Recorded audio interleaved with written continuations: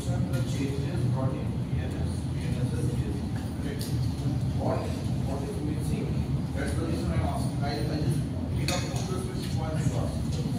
What is your perspective? Example one is you have talked about community service, correct? You have said that it is there in United Kingdom, United States. First, we mentioned what type of community service is being given over there. Secondly, mentioned over here, in the Indian context, the types of offences where community service can be given, they are being informed like let's say theft, where the amount of the value is below ₹5,000. Your take on that? Is the provision forward-looking? Is the provision obsolete? Or is good or bad? Is it nothing about it? So you mentioned that as one question. Question two is you have talked about introduction of certain, offences like mob lynching. So what is your take on that? Is the offence